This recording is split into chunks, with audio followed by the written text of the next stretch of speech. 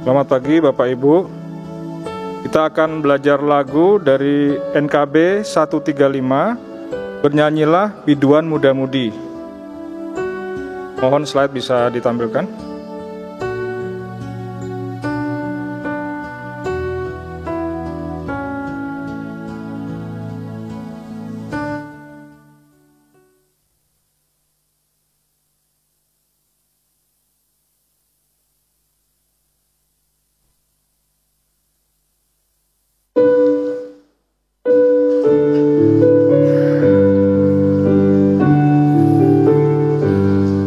Bernyanyilah biduan muda-mudi penciptamu, hendaklah kami puji.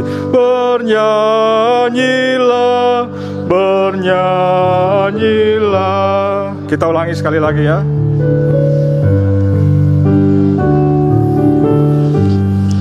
Bernyanyilah biduan muda-mudi penciptamu, hendaklah kamu puji. Bernyanyilah, bernyanyilah. Oke, terima kasih.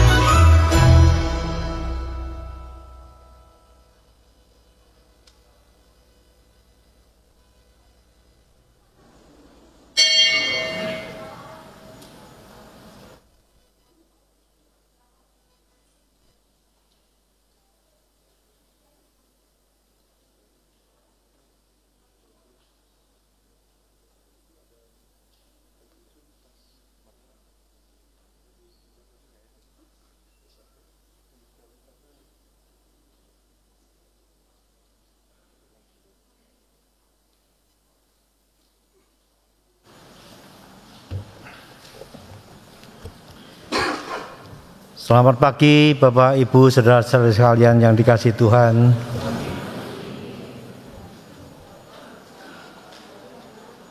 Selamat pagi untuk semua jemaat yang ada di ruangan ini. Juga selamat pagi bagi jemaat yang mungkin ada di rumah atau di tempat lain yang saat ini sedang mengikuti kebaktian bersama kami melalui channel YouTube. Salam sehat untuk kalian semua ya.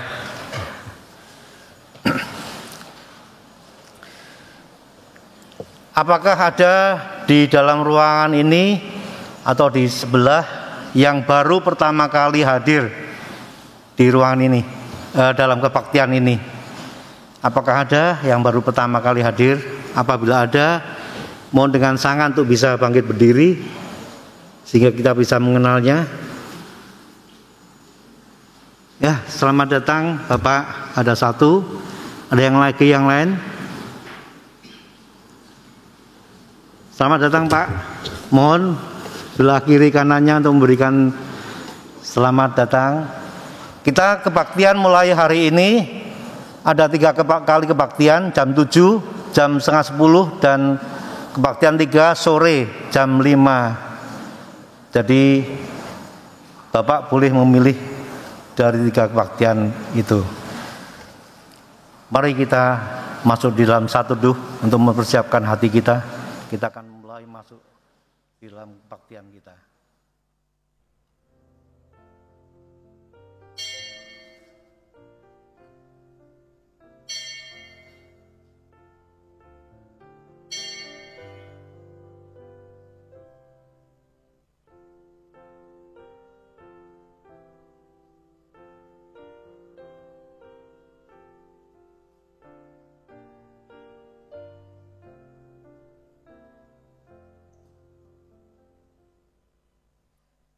Umat yang terkasih, hari ini kita memasuki minggu kedua di tahun 2023.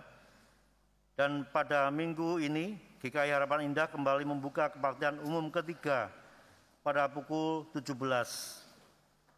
Kita bersyukur setelah hampir 3 tahun dihentikan, pada hari ini kebaktian umum 3 dapat kembali terselenggara, dan kiranya kerinduan untuk bersekutu dengan saudara seiman mendorong seluruh anggota jemaat dan simpatisan untuk melangkahkan kaki kembali datang ke gereja untuk memuji dan menyembah Tuhan bersama. Sekarang saya mengajak seluruh umat untuk memuliakan nama Tuhan, dan mari kita menyanyi memuji bagi Yesus Sang Raja benar yang Maha Kudus dan Maha Besar. Majesty.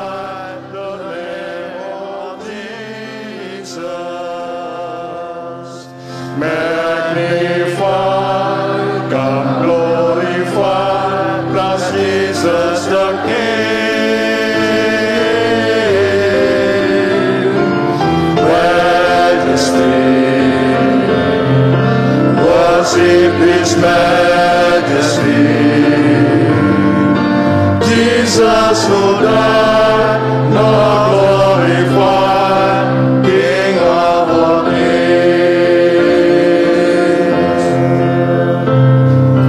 Mulia, mulia namanya, bagi Yesus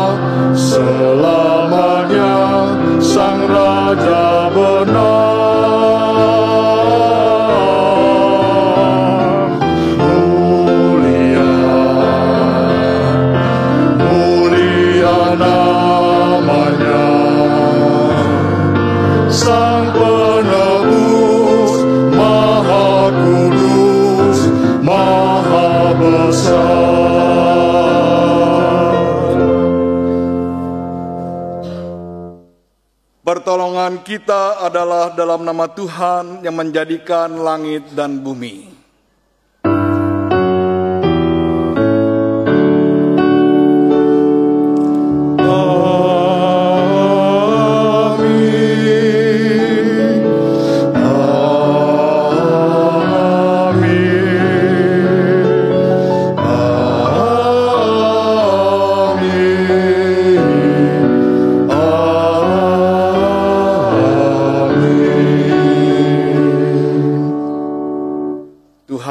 Beserta saudara. Dan beserta saudara juga.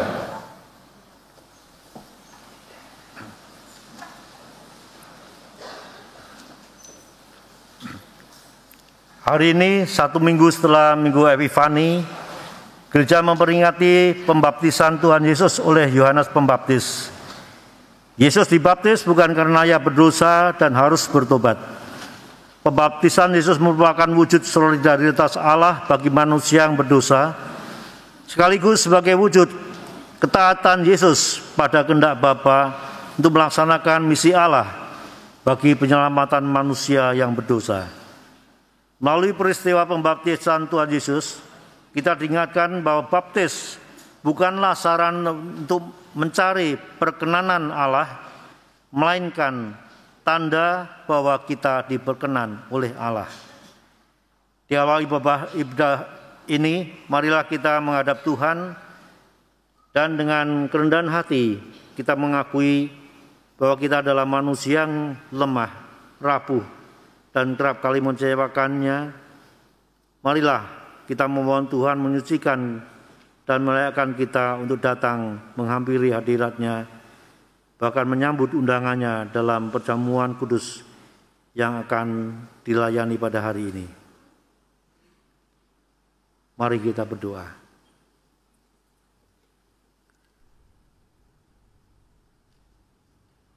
Ya Bapa yang Maha Kasih,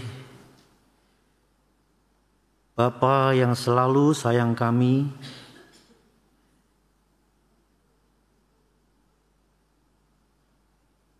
kami malu Tuhan untuk datang kepadamu, karena setiap kali yang kami lakukan bukan untuk menyenangkan hatimu, yang kami pikirkan, kami katakan dan kami perbuat, justru seringkali mengecewakan Engkau dan menyedihkan hatimu.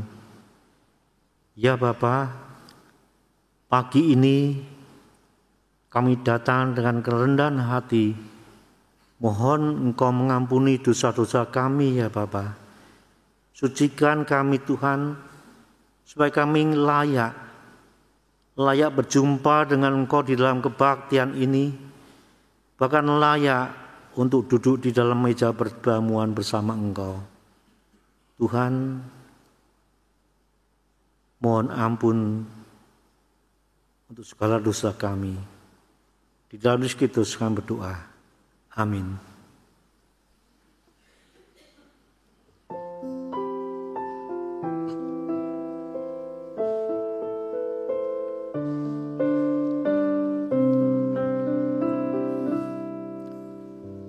Jadilah Tuhan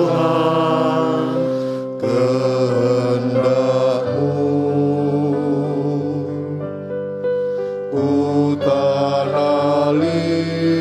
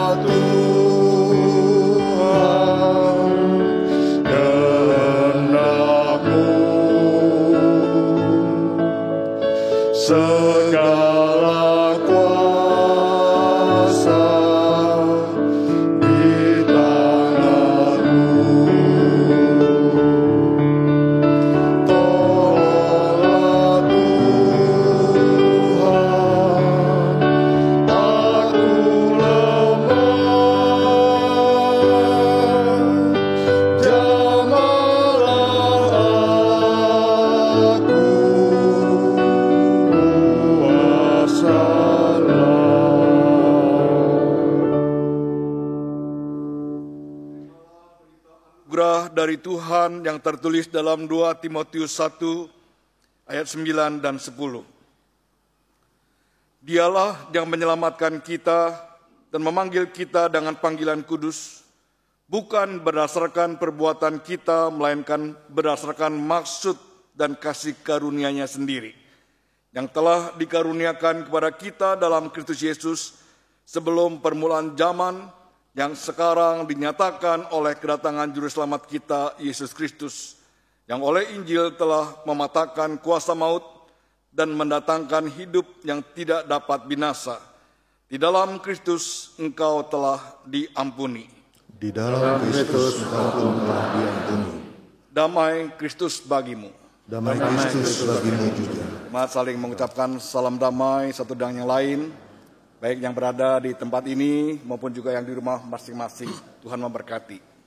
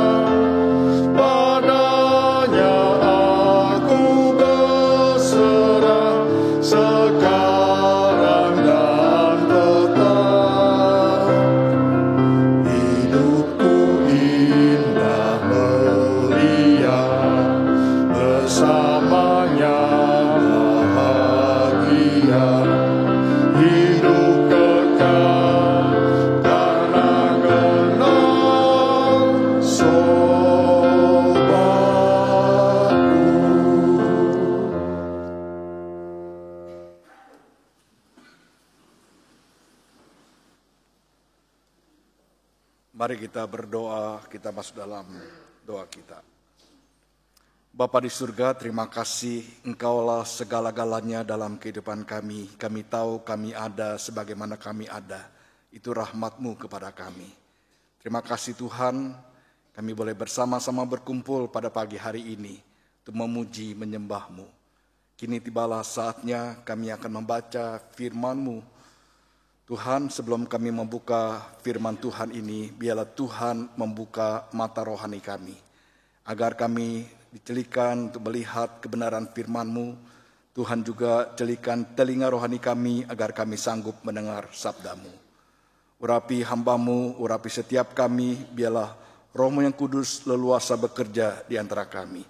Dan biarlah pagi ini kami boleh sungguh-sungguh memusatkan pikiran hati kami untuk mendengarkan firman-Mu. Bersabdalah kepada kami, sebab kami hamba-hamba-Mu telah siap untuk mendengarkan firman-Mu ini. Di dalam nama Tuhan Yesus kami berdoa. Amin.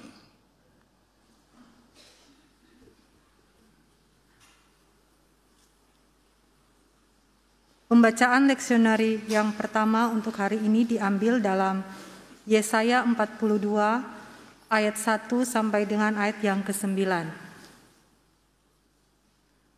Yesaya 42 ayat 1 sampai dengan ayat yang ke-9. Beginilah sabda Tuhan. Hamba Tuhan. Lihat, itu hambaku yang kupegang, orang pilihanku yang kepadanya aku berkenan. Aku telah menaruh rohku ke atasnya, supaya ia menyatakan hukum kepada bangsa-bangsa. Ia tidak akan berteriak atau menyaringkan suara, atau memperdengarkan suaranya di jalan. Buluh yang patah terkulai tidak akan diputuskannya, dan sumbu yang pudar nyalanya tidak akan dipadamkannya. Tetapi dengan setia ia akan menyatakan hukum. Ia sendiri tidak akan menjadi pudar dan tidak akan patah terkulai, sampai ia menegakkan hukum di bumi. Segala pulau mengharapkan pengajarannya. Beginilah firman Allah Tuhan yang menciptakan langit dan membentangkannya, yang menghamparkan bumi dengan segala yang tumbuh di atasnya, yang memberikan nafas kepada umat manusia yang mendudukinya, dan nyawa kepada mereka yang hidup di atasnya. Aku ini, Tuhan, telah memanggil engkau untuk maksud penyelamatan, telah memegang tanganmu, aku telah membentuk engkau dan memberi engkau menjadi perjanjian bagi umat manusia, menjadi terang untuk bangsa-bangsa, untuk membuka mata yang buta, untuk mengeluarkan orang hukuman dari tempat tahanan, dan mengeluarkan orang-orang yang duduk dalam gelap dari rumah penjara. Aku ini Tuhan, itulah namaku. Aku tidak akan memberikan kemuliaanku kepada yang lain atau kemasyuranku kepada patung. Nubuat-nubuat yang dahulu sekarang sudah menjadi kenyataan. Hal-hal yang baru hendak kuberitahukan. Sebelum hal-hal itu muncul, aku mengabarkannya kepadamu. Demikianlah sabda Tuhan. Syukur pada Allah.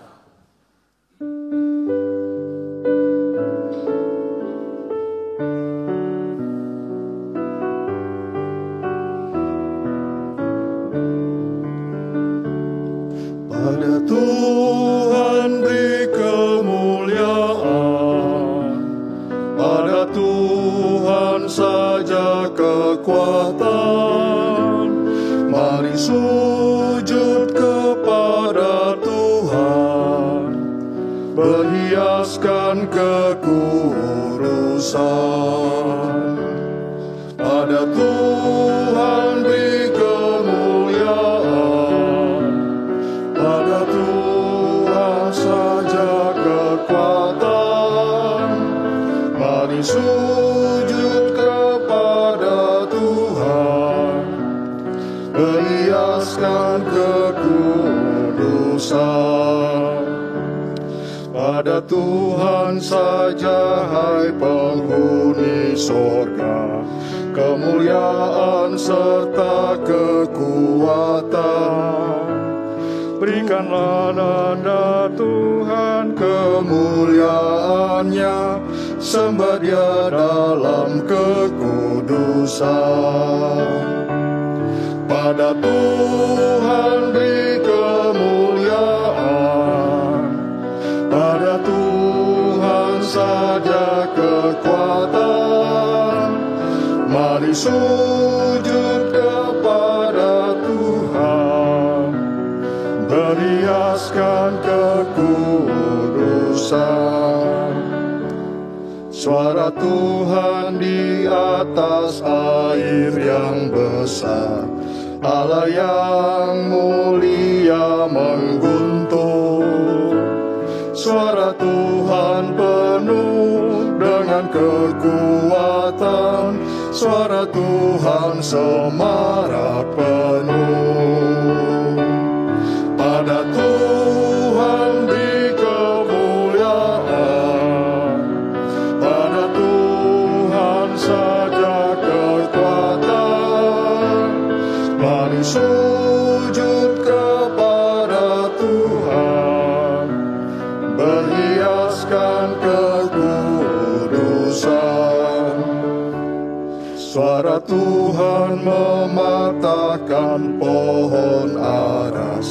dan gunung Libanon pun melompat. Gunung Sirion melompat bagai anak banteng, suaranya menyemburkan api. Pada Tuhan beri kemuliaan, pada Tuhan saja kekuatan. Mari sujud kepada Tuhan, berhiaskan kekudusan. Suara Tuhan membuat gurun gemetar, bahkan hutan pun digundulinya. Tiap orang berseru di dalam baitnya, pada Tuhan segala hormat. Pada Tuhan beri kemuliaan, pada Tuhan saja kekuatan. Mari sujud kepada Tuhan, berhiaskan kekudusan. Tuhan bertahta di atas air bah, sebagai Raja selamanya. Tuhan kiranya memberikan kekuatan dan berkat, sejahtera seluruh umatnya. Pada Tuhan beri kemuliaan, pada Tuhan saja kekuatan.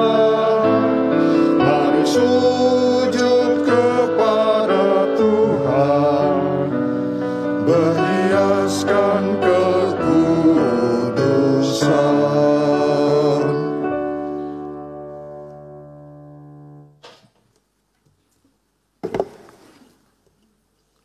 Bacaan kedua terambil dari kitab Kisah Para Rasul 10 ayat yang ke-34 hingga ke-43.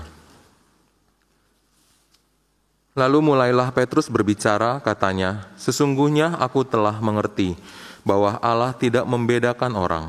Setiap orang dari bangsa manapun yang takut akan Dia dan yang mengamalkan kebenaran berkenan kepadanya. Itulah firman yang Ia suruh sampaikan kepada orang-orang Israel, yaitu firman yang memberitakan damai sejahtera oleh Yesus Kristus, yang adalah Tuhan dari semua orang. Kamu tahu tentang segala sesuatu yang terjadi di seluruh tanah Yudea, mulai dari Galilea sesudah baptisan yang diberitakan oleh Yohanes, yaitu tentang Yesus dari Nazaret. Bagaimana Allah mengurapi Dia dengan Roh Kudus dan kuat kuasa, Dia yang berjalan berkeliling sambil berbuat baik dan menyembuhkan semua orang yang dikuasai iblis, sebab Allah menyertai Dia. Dan kami adalah saksi dari segala sesuatu yang diperbuatnya di tanah Yudea maupun di Yerusalem. Dan mereka telah membunuh Dia dan menggantung Dia pada kayu salib. Yesus itu telah dibangkitkan Allah pada hari yang ketiga.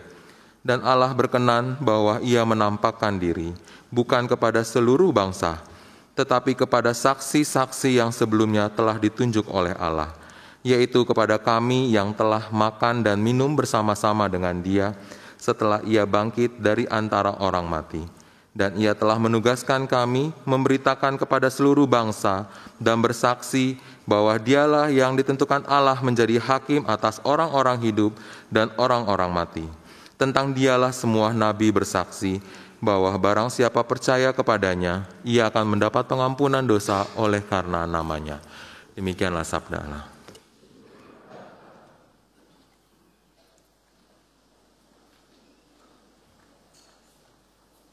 Pembacaan Injil dibacakan dari Injil Matius pasal 3 ayat 13 hingga 17. Injil Tuhan Yesus Kristus menurut Matius pasal yang ketiga ayat 13 hingga 17. Yesus dibaptis Yohanes. Maka datanglah Yesus dari Galilea ke Yordan kepada Yohanes untuk dibaptis olehnya. Tetapi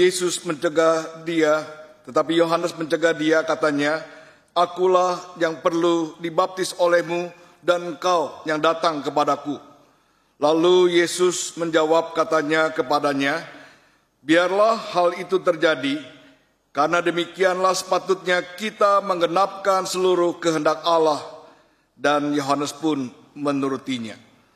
Sesudah dibaptis, Yesus keluar dari air, dan pada waktu itu juga langit terbuka dan ia melihat Roh Allah seperti burung merpati turun ke atasnya. Lalu terdengarlah suara dari surga yang mengatakan, "Inilah anakku yang kukasihi, kepadanya lah aku berkenan." Sampai di sini pembacaan firman Tuhan. Yang berbahagia adalah setiap orang yang telah membaca firman Tuhan, merenungkannya, dan melakukannya dalam hidup sehari-hari. Haleluya.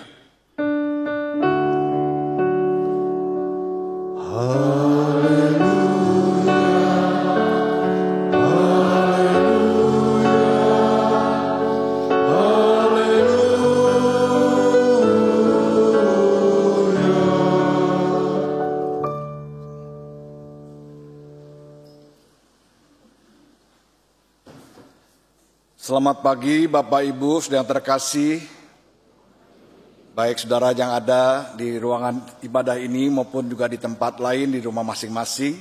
Shalom, selamat tahun baru bagi kita semua, Tuhan memberkati kita. Saudara sekalian, tema hari ini adalah menggenapi rencana Allah. Menggenapi rencana Allah atau melakukan kehendak Allah artinya sama dengan hidup dalam rencana Allah. Dengan kata lain, kita mengerjakan apa yang maunya Tuhan. Saudara sekalian, kita tahu keselamatan yang Tuhan berikan itu merupakan anugerah.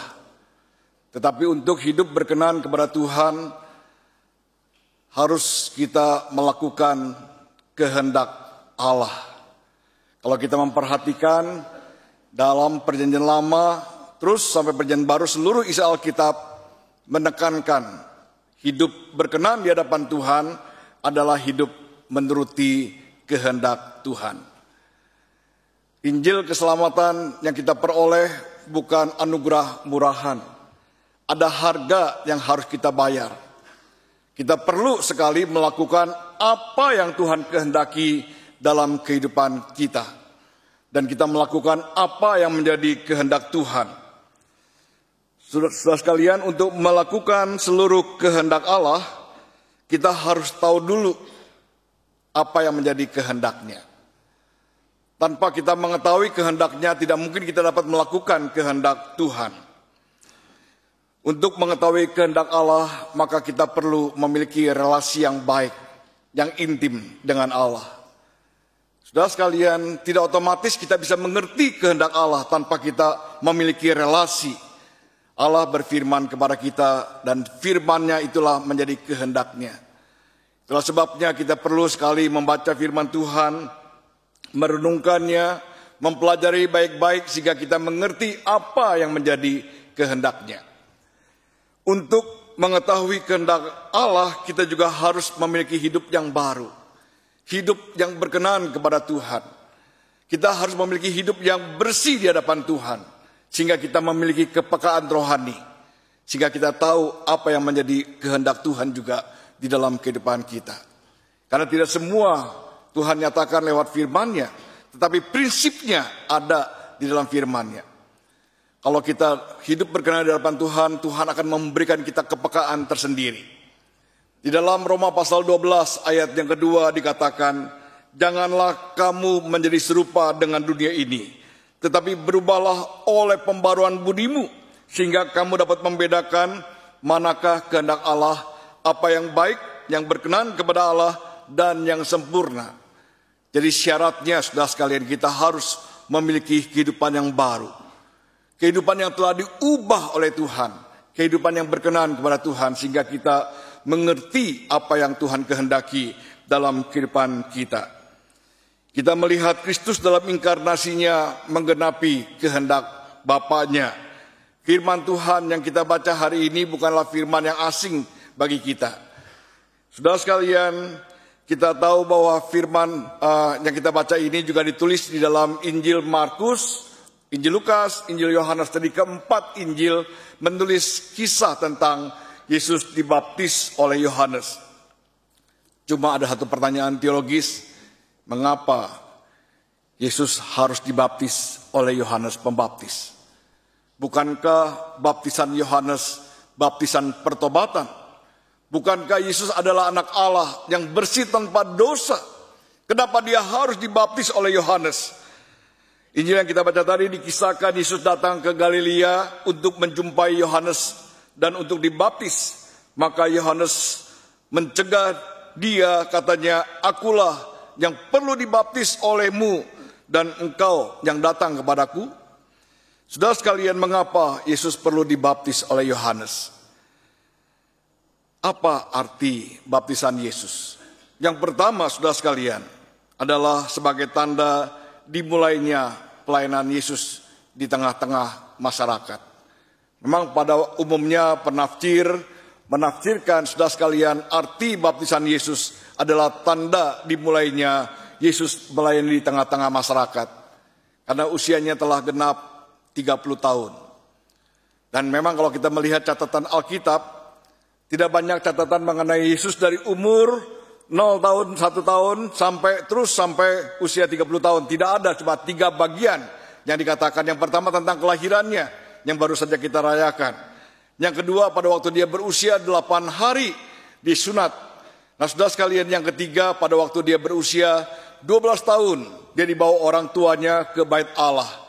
Lalu kemudian tatkala orang tuanya pulang, tidak bersama-sama dengan Yesus, dan mereka berbalik lagi ke bait Allah, ternyata Yesus sedang berdebat atau berdiskusi dengan para tua-tua atau pemimpin agama. Itulah yang dicatat dalam Alkitab.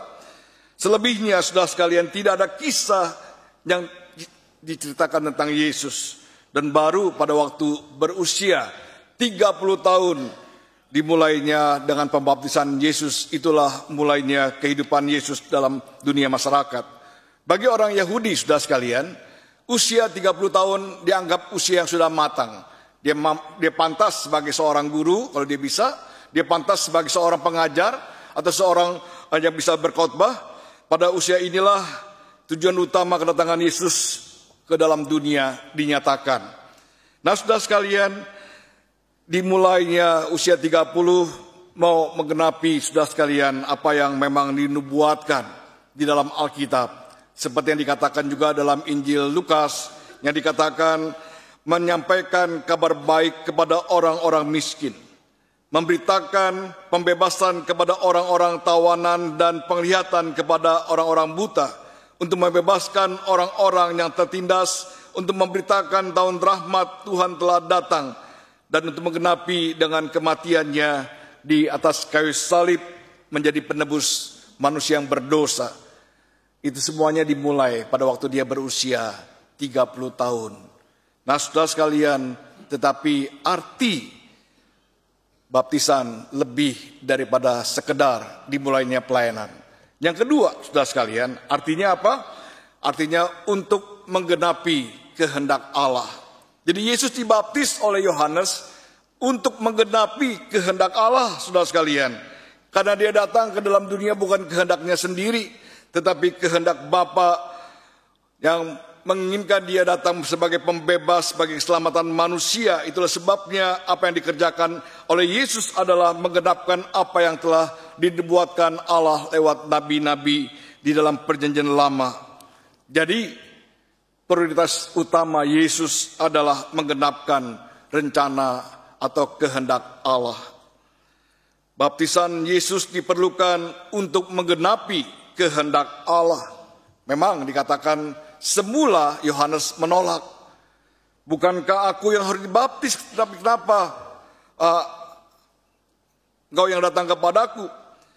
Kemudian Yesus mengatakan, biarlah hal itu terjadi untuk menggenapi kehendak Allah. Kemudian kita melihat Yohanes pun setuju menuruti apa yang Tuhan katakan itu. Inilah bukti ketaatan Yesus kepada Bapanya. Misi utamanya datang dunia ini adalah untuk menggenapi rencana Allah. Kalau kita melihat tatkala dia berusia 12 tahun, dia berada di bait Allah, dan kemudian orang tuanya di setengah jalan kembali lagi ke bait Allah, mengatakan, mengapa engkau menyusahkan orang tuamu? Dan Yesus mengatakan apa? Mengapa kamu mencari aku? Tidakkah kamu tahu bahwa aku harus berada di rumah Bapa? Tidakkah engkau tahu bahwa aku harus?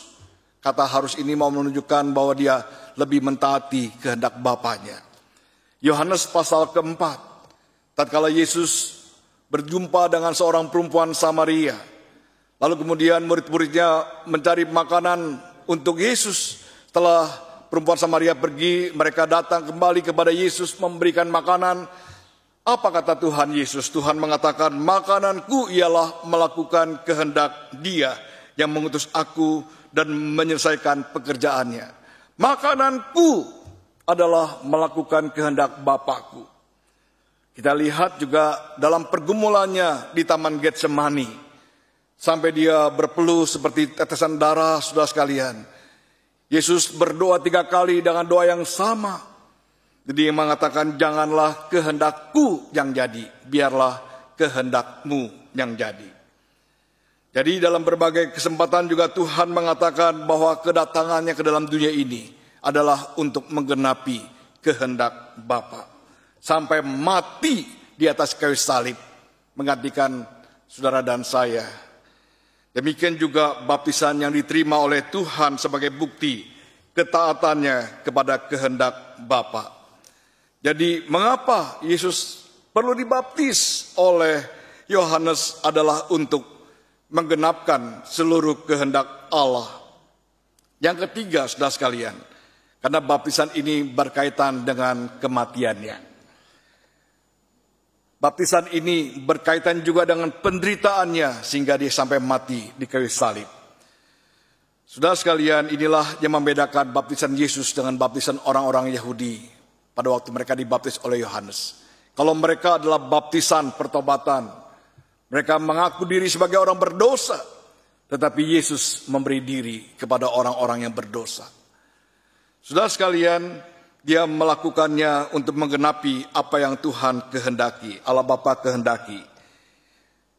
Yesus berkata bahwa baptisan yang ia terima adalah penggenapan kehendak Allah, dan apa yang menjadi kehendak Allah yaitu adalah kematiannya di atas kayu salib.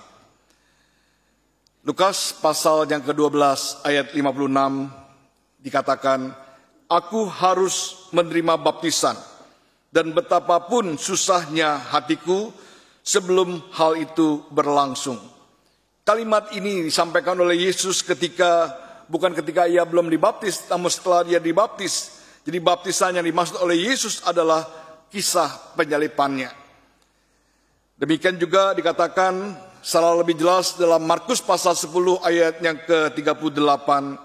Kamu tidak tahu apa yang kamu minta. Dapatkah kamu meminum cawan yang harus kuminum dan dibaptis dengan baptisan yang harus kuterima? Baptisan yang Yesus maksudkan adalah penderitaan yang harus ia jalani, yaitu mati di kayu salib. Jadi bukan sekadar dibaptis, saudara sekalian, ini merupakan awal masuk ke dalam dunia dan akhirnya dia harus mati di atas kayu salib. Saudara sekalian, ini kita melihat suatu hal yang sangat luar biasa. Karena dia datang ke dalam dunia adalah untuk mati di atas kayu salib. Tatkala dia disalibkan, dia mengucapkan kalimat-kalimat yang agung. Saudara sekalian, ada 7 kalimat agung dan salah satunya adalah kata tetelestai. Artinya apa? Sudahlah genap. Artinya apa? Sudah menggenapkan seluruh kehendak Allah. Tidak satu pun yang dilanggarnya. Dia begitu taat kepada kehendak Bapanya. Sehingga pada waktu dia disalibkan, dia mengatakan, tetelestai. Sudah selesai. Dia sudah selesai semuanya melakukan apa yang Bapa kehendaki. Saudara sekalian, tatkala Yesus setelah dibaptis oleh Yohanes, Bapa mengatakan kalimat yang luar biasa. Inilah anakku yang kukasihi. kepadanyalah aku berkenan.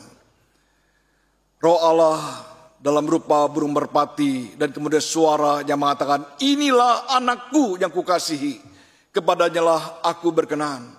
Saya percaya saudara sekalian bukan sekedar perkataan kasih, pernyataan kasih Bapa kepada anaknya, tetapi suatu kebanggaan Bapa terhadap Yesus yang punya dedikasi yang tinggi, yang punya kehendak dan mentaati seluruh kehendak Bapanya. Di dalam Injil Lukas pasal kedua ayat 52 dikatakan, Yesus semakin bertambah besar dan bertambah hikmatnya dan besarnya dan makin dikasihi Allah dan manusia. Artinya Yesus memiliki kepribadian yang sangat luar biasa, begitu anggun. Dia memiliki ketaatan yang luar biasa kepada Bapanya, sehingga Allah mengatakan, inilah anakku yang kukasihi. Begitu bangganya saudara sekalian. Satu proklamasi Allah kepada dunia ini, juga kepada kita semua saudara sekalian. Kalau kita juga melihat di dalam Injil lain dikatakan tatkala Yesus berupa rupa dimuliakan di atas bukit, maka Allah juga mengatakan, inilah anakku yang kukasihi, kepadanyalah aku berkenan. Tetapi tahukah saudara, tatkala saya merenungkan bagian ini saudara sekalian, saya membayangkan bagaimana tatkala Allah dalam kemahatauan, Dia tahu bahwa Yesus akan mati di kayu salib. Dia mengatakan, inilah anakku yang kukasihi. Dia tahu anaknya dikorbankan untuk dunia ini. Betapa hancurnya hati sang Bapa, tetapi demi saudara dan saya, demi dunia ini. Roma pasal 8 ayat 32 dikatakan, ia yang tidak menyayangkan anaknya sendiri. Itu Allah yang tidak menyayangkan anaknya sendiri, tetapi yang menyerahkannya bagi kita semua. Bagaimana mungkin ia tidak mengaruniakan segala sesuatu kepada kita bersama-sama dengan Dia. Kasihnya luar biasa. Yohanes 3 ayat 16, karena begitu besar kasih Allah akan dunia ini, sehingga Dia telah mengaruniakan anak yang tunggal, supaya barang siapa yang percaya kepadanya tidak binasa, tetapi beroleh hidup yang kekal. Saudara sekalian, di tahun yang baru ini, di hari ke-8, kita diingatkan lagi tentang kasih Allah yang luar biasa. Bagian ini mau mengingatkan kita, Allah mengatakan, inilah anakku yang kukasihi, kepadanyalah aku berkenan. Tetapi anak ini kemudian diserahkan bagi dunia ini, bagi kita, untuk mati di atas kayu salib. Betapa besar kasih Allah dinyatakan kepada kita. Permisi tanya, bagaimana kasih kita di hadapan Tuhan selama ini? Kalau kita telah menerima kasih Tuhan secara luar biasa, anugerah keselamatan yang Tuhan berikan di dalam Tuhan Yesus, berkat-berkat Tuhan yang berlimpah, yang nyata dalam kehidupan kita, sampai sejauh mana kasih kita kepada Tuhan? Bukankah seringkali kita hanya mengatakan, aku mengasihi Tuhan, tapi lewat bibir, hanya di mulut, tetapi tidak kita lakukan dalam kehidupan kita. Di dalam khotbah Natal Usia Indah, Pendeta Emeritus Samuel Santoso, dia mengatakan satu kalimat, kalau kita tidak bisa memberi atau mengasihi Allah, kita adalah orang-orang yang unfair. Tidak fair, saudara sekalian. Saya mengatakan dalam bahasa Hokkien, kita adalah orang-orang bocengli, ya. Saya pernah mengatakan bocengli itu artinya tidak benar, saudara sekalian. Bo itu tidak, cengli benar, ya.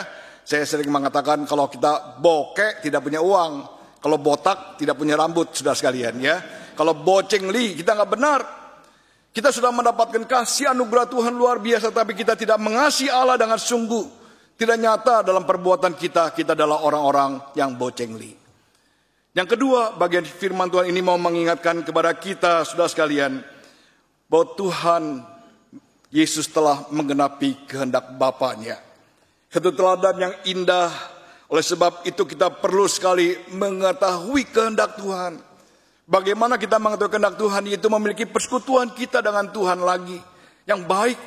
Kalau mungkin selama ini kita telah meninggalkan persekutuan yang indah dengan Tuhan, kita kembali lagi mempelajari firman Tuhan baik-baik, merenungkan firman Tuhan baik-baik, dekat dengan Tuhan, sehingga kita punya kepekaan rohani.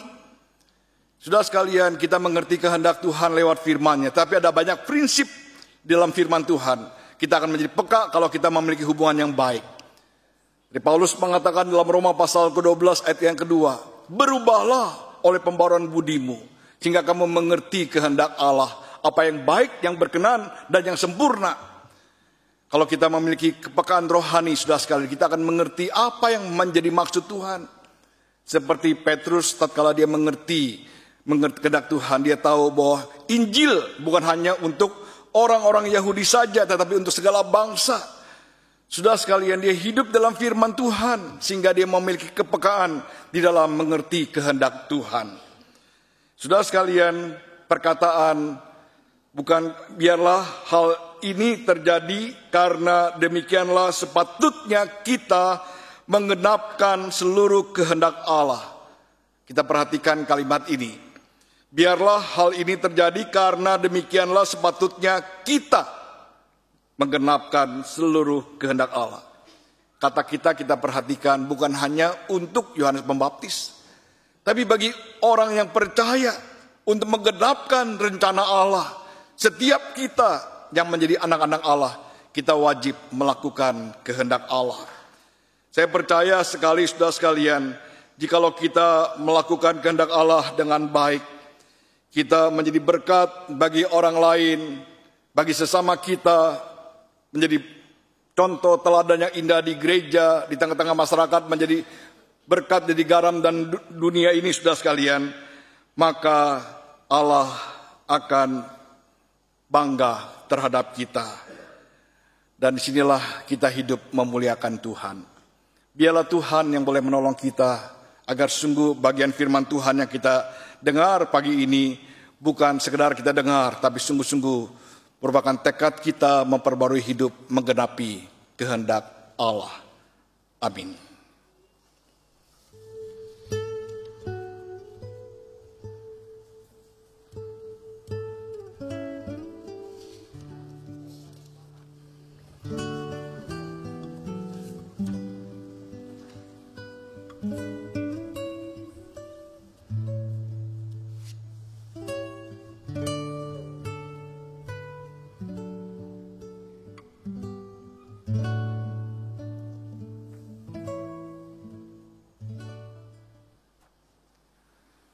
Marilah bersama-sama dengan jemaat di seluruh muka bumi ini, dari masa lalu, kini, dan yang akan datang, dengan mengingat akan baptisan kudus. Marilah kita bersama-sama mengatakan pengakuan iman rasuli yang berbunyi demikian. Aku percaya kepada Allah, Bapa yang Maha Kuasa, Khalik langit dan bumi, dan kepada Yesus Kristus, anaknya yang tunggal Tuhan kita, yang dikandung dari Roh Kudus, lahir dari anak darah Maria, yang menderita sengsara di bawah pemerintahan Pontius Pilatus, disalibkan, mati, dan dikudus, turun ke dalam kerajaan maut. Pada hari yang ketiga bangkit pula dari antara orang mati, naik ke sorga, duduk di sebelah kanan Allah, Bapa yang Maha Kuasa, dan dari sana ia akan datang untuk menghakimi orang yang hidup dan yang mati. Aku percaya kepada Roh Kudus, gereja yang kudus dan am, dan Roh Kudus, pengampunan orang dan hidup yang kekal. Amin. Mari kita sehati di dalam doa syafaat. Dan di akhir doa syafaat ini tidak dinyanyikan nyanyian Bapa Kami, dan kita akan nyanyikan nanti dalam liturgi perjamuan kudus. Mari kita berdoa. Bapa di surga, terima kasih untuk pertolongan-Mu dalam kehidupan kami masing-masing. Khusus Tuhan di tahun 2022 yang telah kami lewati selama 8 hari ini. Kami melihat begitu banyak berkat, banyak pertolongan Tuhan kepada kami yang tidak pernah henti-hentinya. Dan kami juga meyakini di tahun yang baru ini Tuhan, di hari ke-8 yang kami lakukan hari ini dan seterusnya, kami tetap meyakini Engkau tetap sama. Engkau tetap memberkati kehidupan kami, menyertai kami, menolong kami, memimpin langkah kehidupan kami. Dan biarlah lewat firman-Mu pagi ini, kami mau hidup sesuai dengan kehendak-Mu. Kami mohon ampun jikalau pada waktu yang lalu seringkali kami gagal melakukan kehendak-Mu. Tapi biarlah dengan tekad yang baru di hari ini Tuhan, kami mau bertekad untuk sungguh-sungguh hidup berkenan di hadapan-Mu. Sehingga hidup kami menjadi kemuliaan bagi nama Tuhan dan berkat bagi banyak orang. Biarlah firman yang kami dengar bukan sekedar kami dengar, tetapi kami lakukan dalam kehidupan kami dan kami mulai di persekutuan kami yang kembali dengan Tuhan. Bapa di surga, kami mau berdoa Tuhan untuk anak-anak-Mu yang dalam pergumulan-pergumulan, yang sedang sakit, yang dirawat di rumah sakit atau di rumah mereka masing-masing.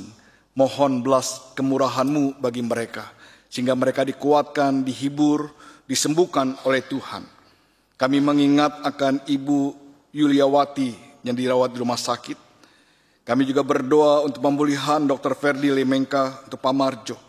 Kami juga berdoa untuk kesehatan Ibu Yunlan, dan biarlah Tuhan yang boleh tolong. Kami juga mengingat akan Ibu Terepia dan Ibu Dorce Simatupang. Kami mohon Tuhan yang boleh menolong mereka masing-masing. Kami tak lupa juga mendoakan Ibu Nelly Damaria Samosir, Bapak Adeli Duru, Bapak Wilki William, Ibu Yulina Kana, Ibu Yunisar, Ibu Nomi, Ibu Merina, Bapak Yosef Sibarani, Ibu Leli Asi. Tuhan tolong mereka masing-masing. Dan demikian juga untuk saudara-saudara kami yang lain, agar sungguh mereka boleh mendapatkan pemulihan. Demikian juga yang sudah lanjut usia, Tuhan tolong mereka, berikan hati sukacita dan damai sejahtera dalam hati mereka. Berikan juga kesehatan bagi mereka masing-masing. Kami tak lupa juga mendoakan mereka yang sedang mencari pekerjaan. Tuhan tolong, tatkala juga anak-anak-Mu yang mengalami pergumulan-pergumulan dalam hidup rumah tangga, biarlah Tuhan juga boleh menolong mereka masing-masing. Bapa di surga, terima kasih. Kami tak lupa juga mendoakan akan pemerintah kami. Terima kasih ya Tuhan untuk pemeliharaan Tuhan bagi bangsa ini.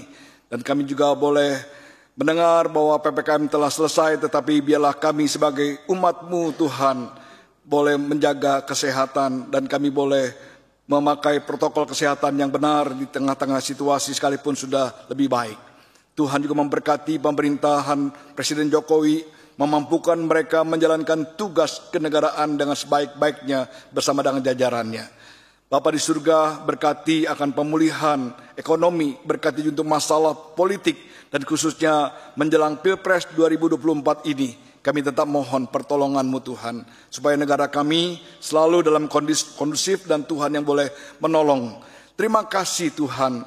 Kami tak lupa juga berdoa Tuhan, menyerahkan tiap-tiap kami yang hadir. Tuhan tolong agar sungguh kami boleh menjadi berkat bagi banyak orang. Dan khususnya tatkala kami menghampiri meja perjamuan Tuhan pagi ini, biarlah kami dapat melakukannya dengan hati yang siap. Tak lupa kami mendoakan juga untuk situasi bencana alam di negeri ini berkaitan dengan banjir di tempat-tempat, begitu banyak tempat di negara kami, tanah longsor. Tuhan berkati umat-Mu Tuhan yang dalam pengungsian atau yang sedang dalam kena musibah ini. Tuhan tolong mereka, memakai pemerintah juga menjadi alat berkat baik pemerintah pusat maupun pemerintah daerah. Demikian juga untuk anak-anak-Mu Tuhan, setiap kami boleh berbagi kepada mereka. Terima kasih Tuhan. Kami menyerahkan diri sepenuhnya hanya dalam nama Tuhan Yesus Kristus. Amin.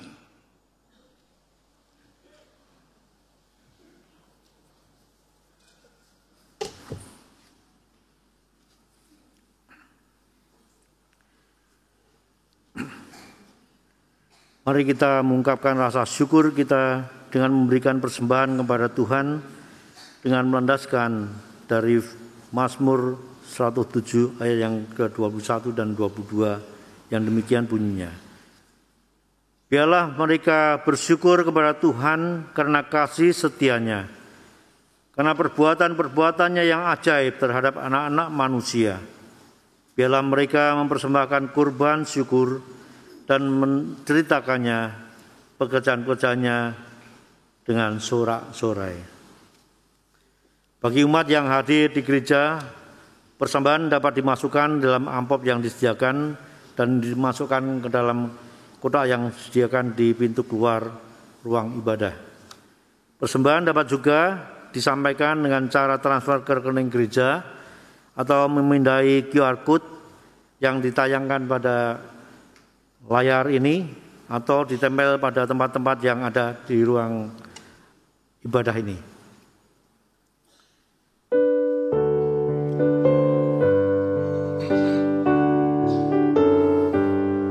Bernyanyilah biduan muda-mudi penciptamu, hendaklah kamu puji. Bernyanyilah, bernyanyilah.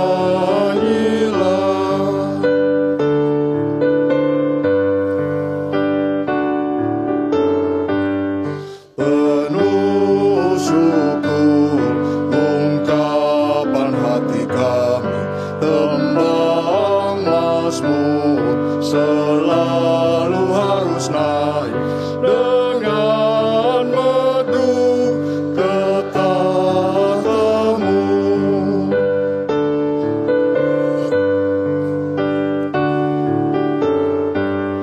Meski lemah, syukur yang kami bawa, betapapun Engkau sebagai Bapa mau mendengar semuanya.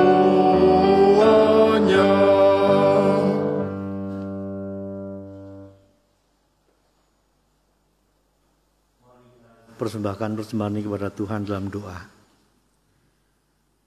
Kami bersyukur ya Bapa, kalau Engkau yang tidak berdosa tapi mau dibaptis karena Engkau mengikuti kehendak Bapa yang di surga. Tuhan, kami saat ini membawa persembahan kami Bapa yang seharusnya tidak layak kami berikan kepadamu, persembahan yang begitu kecil dibandingkan dengan berkat-berkat yang Kau berikan tiap saat kepada kami. Seharusnya kami lebih memberikan bahkan diri kami dan seluruh hidup kami.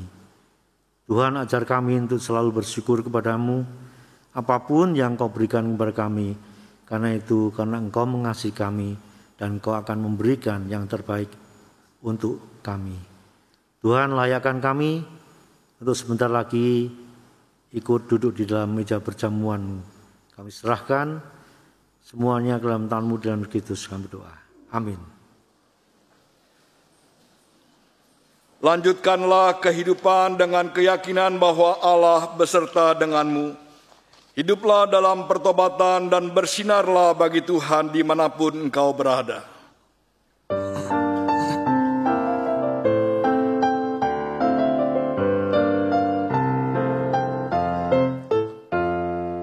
Yesus menginginkan daku bersinar baginya, dimanapun ku berada, ku menyenangkannya.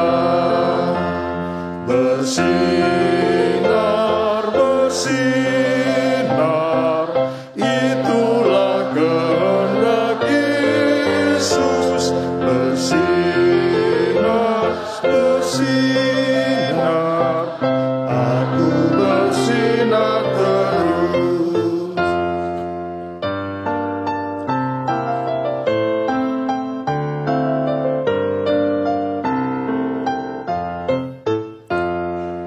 Ku mohon Yesus menolong, menjaga hatiku